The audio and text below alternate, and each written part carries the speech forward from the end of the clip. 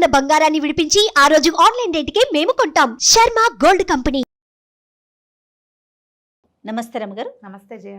రమగారు, ఒడిబియ్యం కొన్ని ప్రాంతాల్లో ఒడిబియ్యం అనే పేరుతోనే జరుగుతుంది కార్యక్రమం. మనకు తెలంగాణలో ఎక్కువగా చూస్తాం. మరి మిగతా ఏ ప్రాంతాల్లో ఉందో నాకైతే అంత ఐడియా లేదు. అసలు ఈ ఒడిబియ్యం కాన్సెప్ట్ ఏంటి, ఎందుకు చేస్తారు? ఇది గౌరీ ఆరాధన అని చెప్పాలి. ఆహా, ఓకే. ఇది ఇప్పుడు తెలంగాణ ప్రాంతంలో మనం చూసేది ఏంటంటే పెళ్ళైన ఆడపిల్లలకి పుట్టింటి వాళ్ళు ఒడిబియ్యం పోస్తారు, పుట్టింటికి వెళ్ళి పోయించుకుంటారు. తర్వాత అత్తారింట్లో ఆ ఒడిబియ్యాన్ని వండుతారు. ఇక్కడ బాగా నియమంగా జరుగుతుంది తెలంగాణలో. అవునవును, విరివిగా. మళ్ళీ దేవాలయాల్లో అమ్మవారికి ఒడిబియ్యం పోసే విధానం కూడా ఉంటుంది. ఏదైనా శుభకార్యం ఉంటే అమ్మవారికి ఒడిబియ్యం పోస్తారు, చీరా సారా తీసుకెళ్ళి ఇస్తారు. ఆడపిల్లల్ని గౌరవించడం.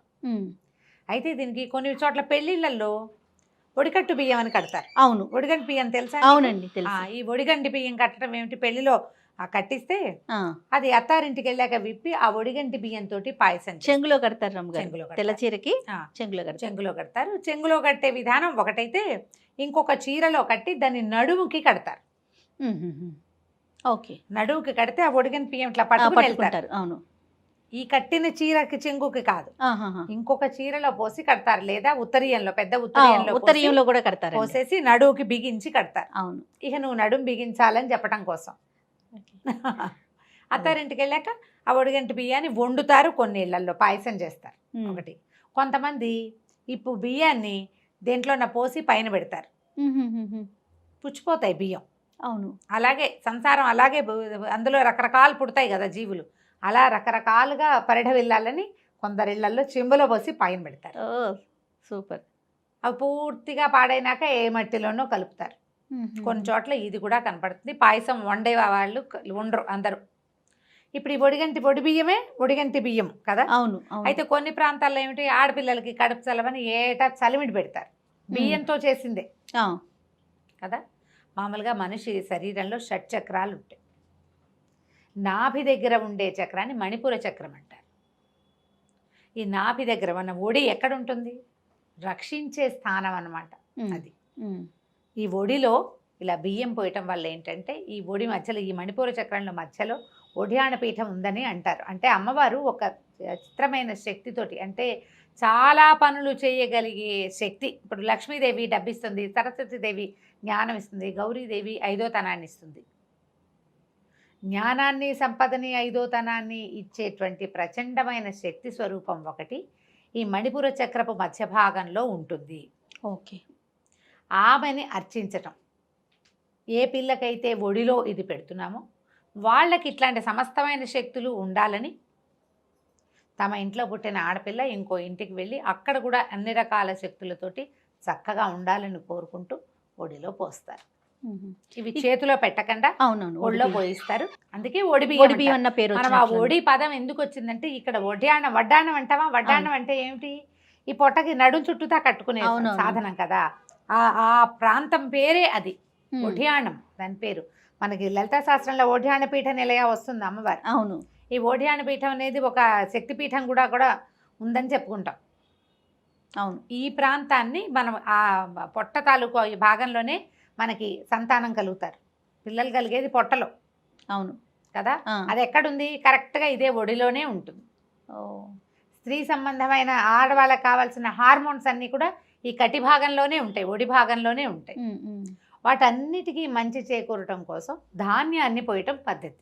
ఓకే. మనం ఇక్కడ తెలంగాణలో చూస్తాం, ప్రతి సంవత్సరం చేస్తూ ఉంటారు కదండి. చేస్తారు. అంటే ఇది వరకు జయ ఆడపిల్లల్ని ఇంత ఆదరణ, ఆస్తిపాస్తులు ఇవ్వటాలు అవి ఉండేవి కాదు కదా.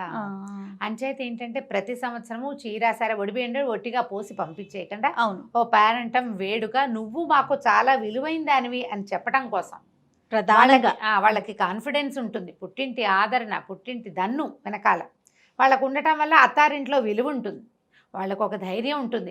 ఏటా కాన్పులు కాసేవాళ్ళు పాపం, ఇది వరకు కనేవాళ్ళు కదా. మరి వాళ్ళకి ధైర్యం ఎట్లా, ఏం భయం కదా, ఎప్పుడు మరణమే కదా జయ.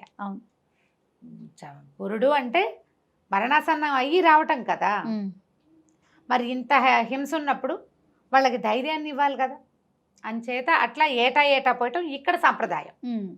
మన వైపు ఏం చేస్తారు, కడుపుతో ఉన్నప్పుడు కన్న తర్వాత ఏడాదికి కొంతమంది ఇళ్లలో ఏటా చలిమిడి పెడతారు జయ. చలివిడి రూపంలో పెడతాం, బియ్యం కాకుండా బియ్యం చలివిడి ధాన్యం లాగా కాకుండా చలిమిడి కడుపు చలవ, అసలు అంతే, దాని అంతే. పేరే అది. అవును. కడుపు చలవ కోసం పెడతారు. ఏటా చలివిడి పెట్టే వాళ్ళు ఉంటారు. ఏదైనా అనారోగ్యం వచ్చి లేచారనుకో, పుట్టింటికి తీసుకెళ్ళి ఆదరించి చక్కగా బట్టలు కొనిపెట్టి, మంచి చీర వాళ్ళకి నచ్చే బట్టలు కొని అప్పుడు ఒళ్ళో చలిమిడి పెట్టి పంపిస్తారు. చీరతో పాటు సారే గీర అన్ని పంపిస్తారు. ఈ వడి బియ్యం పోసే సిద్ధాంతం ఏంటంటే 5 దోసెళ్ళు పుట్టింటి వాళ్ళు పోస్తారు. ఈ 5 దోసెళ్ళు ఒక్క తల్లే కాకుండా ఒక 4-5 ముత్తైదులు కలిసి పోస్తే వాళ్ళందరి సౌభాగ్యపు అంశ అమ్మాయికి లభిస్తుంది, ఆశీర్వచనం కోసం. అంతే. అమ్మాయిది 5 పీడికిళ్ళు మళ్ళీ వెనక్కి వేస్తారట. ఓకే. మా ఫ్రెండ్స్లో చాలా మంది ఒడిబియ్యం వండాను రండి అని పిలుస్తుంటారు. ఒకటిసారి 2 సార్లు ఒడిబియ్యం పోసే ప్రోగ్రామ్ కూడా వెళ్ళాను నేను. మీరంటే ఒక ముత్తైదులు బయట నుంచి వచ్చిన వాళ్ళతో కూడా పోయిస్తారు. 5 ముత్తైదులతో పోయించాలని. ఓకే. మళ్ళీ వండే రోజున మళ్ళీ పుట్టింటి వాళ్ళని పిలిచి ఇక బియ్యంతో పాయసము పులిహోర అవి చేస్తారు. ఇంకా మిగిలిన వ్యవహారాలన్నీ అన్నీ అంటే పూజా విధానం వ్యవహారంగా కనపడదు, భోజనాల వ్యవహారంగానే కనపడుతుంది. కాదు రమ్మగారు, ఈ కార్యక్రమం చేసేటప్పుడు ఇప్పుడు అల్లుడు కూడా వస్తాడా? అత్తవారి కుదిరితే అల్లుడిని కూడా ఆ పక్కనే కూర్చోబెట్టుకుని విష్ణువు లక్ష్మీ స్వరూపాలుగా కొలుస్తారు. కూతుర్ని అల్లుడిని మహాలక్ష్మి స్వరూపంగా భావించి అమ్మవారికి ఇవి ఇస్తున్నట్టుగా, ఆ గర్భస్థానంలో ఉన్న గౌరిని అర్చిస్తున్నట్టుగా, పక్కన ఉన్న అల్లుడు విష్ణుమూర్తిగా, లేకపోతే ఆవిడ పార్వతీదేవి అతను పరమేశ్వరుడుగా. కానీ ఎంత అద్భుతమైన ఆచారాలు కదా, ఆచారం. మరి అంటే వాళ్ళని ఆదరించడము, మీరు మాకు ఇంపార్టెంట్ అని సత్సంబంధాలు ఉంచుకోవటం, ఇటు కుటుంబం అటు కుటుంబం కూడా కదా. ఇప్పుడు మరి ఫారిన్ కంట్రీస్ లో ఉన్న వాళ్ళు కూడా ఒడిబియ్యం పోయించుకోవాలి, 3 ఏళ్ళు అయిపోయింది అని అదొక సిద్ధాంతంగా వస్తారు. ఒడిబియ్యం పోయిపోతే మీ వాళ్ళు ఒడిబియ్యం పోయలేదు అని పోట్లాట కూడా దిగుతారు. అవును, అది కూడా ఉంటుంది. ఇది ఇందులో ఉన్న ఇంపార్టెన్స్ ఏంటంటే ప్రధానమైంది ఒకరినొకరు ఆదరించుకోవటం, కాన్ఫిడెన్స్ పెంచటమే, అంతే. సత్సంబంధాలు నెలకొనేలాగా చేయటమే. ఈ ఒళ్ళో పోసాక ఇది అమ్మవారిని ఎక్కడో అర్చించట్లేదు కదా మనం. అంతర్ముఖ సమారాధ్య అమ్మవారి చెప్తాం, అంతర్ముఖ సమారాధ్య బహిర్ముఖ సుదుర్లభ. నువ్వు లోపలికి వెళ్ళి నువ్వు ఎంతైనా ఆరాధించవచ్చు. బయట చూడాలంటే ఆ స్వరూపం నీకు కనపడదు, లోపల ఉంటుంది. షట్చక్రాలలోనూ అమ్మవారు ఉంటుందని, ఈ చక్రార్చన ఈ రకంగా కూడా చేయొచ్చని పాఠక జనం కూడా చేస్తారు. ఇప్పుడు ఈ షట్చక్రాలు అవి ఎవరికి తెలుస్తాయి? అవును, ఎవరో చదువుకున్న వాళ్ళు, ఆ యోగంలో ఉండేవాళ్ళు, ఆ కుండలిని యోగమో ఇంకోటో అదే అలాంటివేవో చేసేవాళ్ళు, వారికి మాత్రం వాళ్ళకి తెలుస్తుంది. సామాన్య జనం పాఠక జనం ఎలా తెలుసుకుంటారు? ఇలా తెలుసుకోవాలి, ఇలా అర్చించాలి. మన ఇంట్లో ఒక ఆడపిల్ల ఉంటే ఆమె ఎందే ఈ గౌరీదేవిని అర్చించటం పాయింట్ బాగుంది కదా, చాలా బాగుంది. మన వైపు చేయరు, అక్కడ వేసే పద్ధతి అది. ఏ ఊళ్ళల్లో చేసే పద్ధతి ప్రకారం అంటే ఒక్కొక్క ప్రాంతానికి ఒక్కొక్క ఆచారం ఉంటుంది కదా రమ్మగారు. తెలంగాణ ఒకటి ఉంటుంది, కోస్తా ఒకటి, ఆంధ్ర రాయలసీమ ఒకటి. అప్పుడు దాని మీద మళ్ళీ బోళ్ళని అనుమానాలు, అది ఇది 11 నెలలో చేయొచ్చా, 10 నెలలో చేయొచ్చా, ఈ రోజు పనికి వస్తుందా, అలాంటి సిద్ధాంతాలు. నేనేమంటానంటే ఇప్పుడు ముహూర్తాలు చూడాలి మొదలు పెట్టుకుంటున్నారు, ప్రతి వాళ్ళు అన్నిటికీ ముహూర్తం అనుకుంటారు. ఏదో మంచి రోజు చూసి సాయంకాలం పూట పోసేస్తారు. మాకు పెద్దగా ఏం చూడరు జయ, మా ఇంట్లో నాకు గుర్తుండి మామూలు చలిమిడి పెడతారా, మాకే ఊరికే తిథి చూసుకొని చేసేసుకోవటమే. దాని పెద్ద ముహూర్త సిద్ధాంతం ఏం అక్కర్లేదు. క్రమంగా అదొక ముహూర్తం కింద అందరికీ ముహూర్తాలే. పోయించుకురావాలా, పోయించుకుని గడప దాటచ్చా, దాటకూడదా, ఈ రోజున కుదురుతుందా, కుదరదబ్బా, తెగ అడుగుతారు నన్ను. నాకు వాటి సంగతి తెలియదమ్మా. మేము ఇళ్లలో ఏం పెద్దవాళ్ళు ఏం చెప్తారంటే పెద్దవాళ్ళు ఏదో చెప్తారు. ఇప్పుడు మళ్ళీ మనం సోషల్ మీడియా మీద డిపెండ్ అవుతాం కదా, వాళ్ళు ఏవేవో 10 మంది 10 రకాలుగా చెప్తారు. ఇప్పుడు నా బట్టి వాళ్ళు నాకేం తెలీదు, నేను ఇలాగే చెప్తున్నా, ఇంతే, ఇంతకంటే అక్కర్లేదు. మంచి రోజు చూసుకుంటే సరిపోతుంది. అదేదో అమావాస్యలు అవి కాకుండా, క్షీణతిథులు కాకుండా, నక్షత్రం బాగుంటే చాలు. మళ్ళీ మన నక్షత్రాన్ని చూటవాలి, భర్త నక్షత్రాన్ని చూటవాలి, అన్నయ్య పోస్తాడు కాబట్టి అన్నయ్య నక్షత్రాన్ని చూటవాలి. అంత సిద్ధాంతం అక్కర్లేదు దానికి, అవసరంలా. అంత కాంప్లికేటెడ్గా చేసుకోకుండా చక్కగా వడిబియ్యం పోసుకోవచ్చు. దేవాలయాల్లో చూస్తాను జయ బాగా, మనకు తెలంగాణ ప్రాంతంలో అమ్మవారికి వడిబియ్యం ఇవ్వడానికి పసుపు కలిపిన బియ్యం పట్టుకొస్తారు. నేను ఒక ఫ్రెండ్ ఇంట్లో చూశాను, వాళ్ళ ఊరికి ఒక చిటికే పసుపు వేసారు తప్పిస్తే పచ్చగా చెయ్యాల. పసుపు కలిపి ఆ బియ్యాన్ని దేవాలయంలో సమర్పిస్తారు అమ్మవారికి వడిబియ్యం. అమ్మవారికి వీళ్ళు ఇస్తాం, మనం ఇస్తాం. ఎలా అంటే ఇప్పుడు పెళ్లిళ్ళు శుభకార్యాలు ఉన్నాయి మన ఇంట్లో, శుభలేఖ ఇచ్చి ఒడిబియ్యం పోసొస్తారు అమ్మవారికి. అబ్బా, పోచమ్మ గుడి ఉంది కదా, రేణుకా ఎల్లమ్మ గుడి, అక్కడికి వెళ్తే ఆడ ఎప్పుడు ఎవరో ఒకళ్ళు ఇస్తూ ఉంటారు. ఇంట్లో శుభకార్యం చేసుకున్నామని ఇస్తారు. ఆడపిల్లలు లేని వాళ్ళు 100% అమ్మవారికి పోస్తారు. బాగుంది.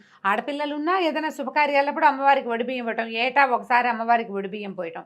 చీర, గాజులు, పువ్వులు, చీర రవిక పట్టుకొస్తారు, గాజులు పువ్వులు తెచ్చి, తర్వాత పసుపు కుంకం ఒడి బియ్యం మరి 5 కిలోలు ఇచ్చారు ఒక ఆవిడ. నేను వెళ్ళినప్పుడు గుళ్ళోకి వెళ్ళినప్పుడు మొక్కున్నాము అండి, మాకు ఆడపిల్లలు లేరు, మనవరాలు పుట్టాలని దండం పెట్టుకున్నాను, అందుకని మా కోడలు కడుపుతోంది ఇచ్చాను, పిల్ల పుట్టాక మళ్ళీ ఇస్తాను. బాగుంది. వాళ్ళ అంటే ఆసక్తులు అంతే. భక్తి ఇలా ఎన్ని శ్రద్ధలు. సంవత్సరాలు చేస్తారంటారు రమ్మగారు? ఏటా చేస్తారు జయ, పుట్టింటి వాళ్ళు ఆసరా ఉన్న నాళ్ళు చేస్తారు. ఆహా. అన్నదమ్ములు కూడా పోస్తారు. మా ఫ్రెండ్ సుశీల వాళ్ళకి నాకు తెలిసేసరికి వాళ్ళ నాన్నగారు లేరు, వాళ్ళ అన్నయ్య వాళ్ళు పోసేవారు. ఒడిబియ్యం వండటానికి కూడా ఓ ప్రోగ్రామ్గా చేసుకునేవాళ్ళు. వాళ్ళు అందరూ సోషలైజ్ అవ్వటానికి అదొక మంచి సందర్భం కూడా మరి, కదా. అవును కదా. మరి అన్నదమ్ములు చేస్తారు, వాళ్ళకు కూడా ఆడపిల్లలకి పెట్టుకుంటే మనకు మంచిదని అనుకుంటారు. ఇది ఒక సిద్ధాంతం కదా జయ, మన ఇంట్లో పుట్టిన ఆడపడుచుని గౌరవించడం, మరి ఆమెకు అన్ని చూడడం, మంచి చెడు చూస్తే మనకు కూడా రేపొద్దున చూస్తారు మంచి చెడు. ఎస్. వాళ్ళని కాపాడుకోవాలి కదా. సొంత ఆడపడుచుల్ని సరిగ్గా చూడలేని వాళ్ళు ఇక వాళ్ళు ఏం చేస్తారు, వీళ్ళు ఎన్ని పూజలు చేసినా ప్రయోజనమే ఉండదు. ఆ ఇంట్లో పుట్టిన మహాలక్ష్మినే చూడలేరు వాళ్ళు. పూజ చెయ్యి, గుడికెళ్ళు, ఏం ప్రయోజనం ఇంట్లో ఉన్న ఆడపిల్లని చూడలేనప్పుడు. అందుకని ఇక్కడ బాగా చేస్తారు జయ, మంచి భలే, చాలా సరదాగా అనిపిస్తుందండి. అవును. చాలా అంటే మంచి ఆచారాన్ని కొనసాగిస్తున్నారు. కొనసాగిస్తున్నారు. చాలా ఖచ్చితంగా చేస్తారు రమ్మగారు. అవును, మిస్ చేసుకోరు అసలు. మిస్ చేసుకోరు. ఒడి బియ్యం పోయిపోతే అత్తవారు పోట్లాడే సందర్భాలు అదే కూడా, అన్నారు కదా. అవి కూడా కనిపిస్తాయి. మీ ఇళ్లలో ఇలాంటి ఆచారాలు ఉంటే తప్పకుండా ఖచ్చితంగా. చేసుకోండి. లేని వాళ్ళు చేసుకోమని చెప్పట్లేదు, ఉన్నా. మనకి ఏమున్నాయో మనం అవి చేసుకుంటాం. అంతే. ఇలాంటి ఆచారం కనుక ఉంటే కజిన్స్ అన్నదమ్ములైనా పిలిచి ఆడపిల్లలకి పెట్టుకుంటే పోస్తారు. మంచిది, అమ్మవారిని అర్చించినట్లే. రైట్ అండి. నమస్తే రమ్మగారు. నమస్తే జయ.